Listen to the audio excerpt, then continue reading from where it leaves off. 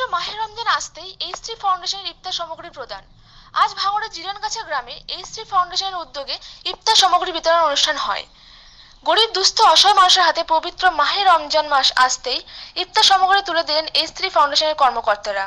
এদিন জিরানগাছার 100টি গরিব মানুষের হাতে ইফতার সামগ্রী তুলে দেয়, সেই সঙ্গে মাদ্রাসার 20টি এতিম ছাত্রদের বস্ত্র তুলে দেয়। কলকাতার বেশ কিছু যুবকের উদ্যোগে এই ফাউন্ডেশনের মূল উদ্দেশ্য গরিব দুস্থ অসহায় এতিম মানুষদের সাহায্য করা। এইচ3 ফাউন্ডেশন বহু জনহিতকর কাজের সঙ্গে জড়িত। এইচ3 ফাউন্ডেশনের এক মহিলা সদস্য বলেন, हमारा जो ये पूरा टीम है, हम सिर्फ यही चाहते हैं कि जो भी लोग जिनको ज़रूरतमंद लोग हैं उनको हम जो मदद कर सके उनकी ज़रूरत के हिसाब से, चाहे वो बच्चे हो उनको कपड़े चाहिए, या कोई महिला है उसको कोई काम करने का साधन चाहिए, या उसको पहनने का कोई कपड़ा चाहिए। हर त्यौहार में हम कोशिश करते हैं जितना हो सके थोड़ा बहुत देने का। और जो बच्चे अनाथ हैं उनको पास जाना, उनके साथ थोड़ा समय बिताना, हर तरीके का कोशिश है कि बस खुश करे सबको। আজকে যে সমস্ত মানুষদেরকে আপনারা ইফতার সামগ্রী তুলে দিয়েছেন, দিয়ে কেমন লাগছে আজকে? खूब सेटिस्फैक्शन लागছে, मतलब संतुष्टि, अपने अंदर में खुशी मिलती है करके। ऐसा रोज़ तो हम बहुत खुशी मिलते हैं, हमारे पास ये है वो है, ये खरीद लेते हैं, इंजॉय कर लेते हैं, बट ये जो ऐसे देकर जो खुशी मिलती है, उनके चेहरे पे एक मुस्कान देखते हैं ना, उनका भी मतलब भावनाओं देख के हमें भी खुद खुशी लगती है कि अंदर से बहुत अच्छा लगता है। आपका नाम?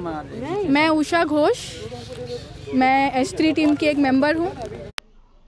এইচ3 ফাউন্ডেশনের কার্যক্রম দেখে জিরানগাছা এলাকার মানুষ খুবই খুশি।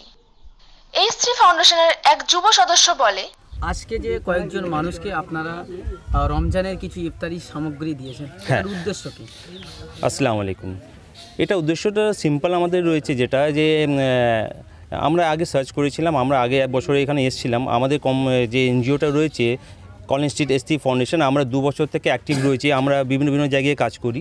আমাদের এনজিওটা সবসময় আমরা খুঁজি যে গ্রামের দিকে যারা খিদে পায় না তাদেরকে আমরা খুঁজে বার করি। সেই রকম উদ্দেশ্য নিয়ে আমরা এই জিরানগাছিতে এসেছিলাম। আসার পর আমরা মুফতি সাহেবকে ধরলাম, মুফতি সাহেবকে জিজ্ঞেস করে আমরা বললাম যে আমরা কিছু বাচ্চাদেরকে জামা দিতে চাই, তার সাথে গ্রামের কয়েকজন যারা খুবই গরিব আছে তাদেরকে আমরা কিছু আফতারে গিফট দিতে চাই। তো সেই উদ্দেশ্যটা নিয়ে ওনাকে আমরা বললাম, উনি সার্চ করে আমাদের 120টা ফ্যামিলির ডিটেলটা দিয়েছিলেন। সেটা নিয়ে আমরা 120টা ফ্যামিলিকে রমজানের গিফট দিয়েছি, যেটা গিফটের প্যাকেটে মোটামুটি 10 থেকে 12 কেজি আমরা আইটেম করেছি। আর চেষ্টা করেছি যে বেশি কিছু দিতে পারলাম না, চেষ্টা করেছি যে মিনিমাম 1 সপ্তাহ মতন ওদের রাশনটা আমরা দিতে পারলাম।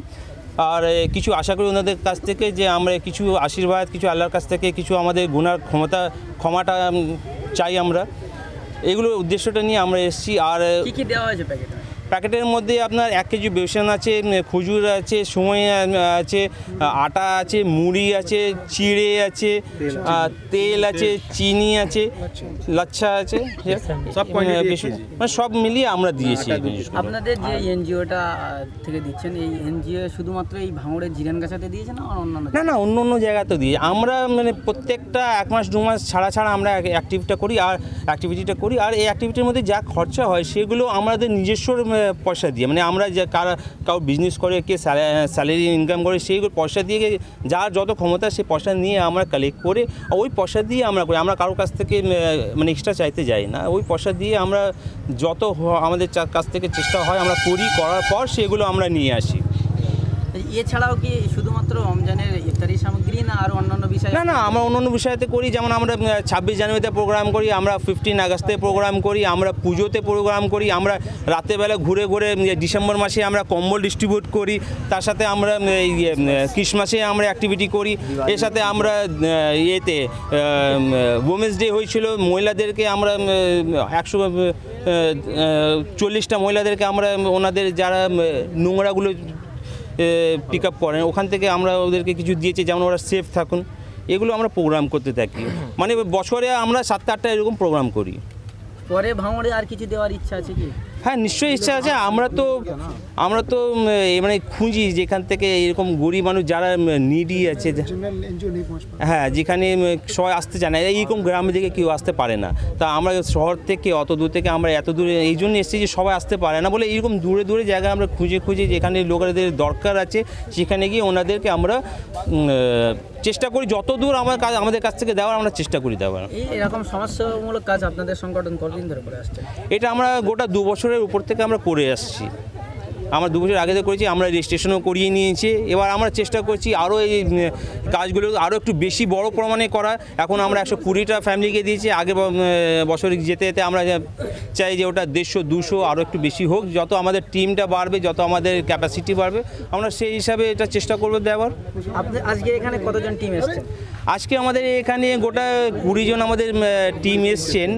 আর তার সাথে আমাদের আরও মেম্বার রয়েছে যারা আসতে পারেনি, যাদের ইচ্ছু ছিল কিন্তু ওরা আসতে পারেনি, ওদেরও পার্সোনাল ফ্যামিলি প্রবলেম বা কাজ আছে, সেটা নিয়ে ওরা আসতে পারেনি।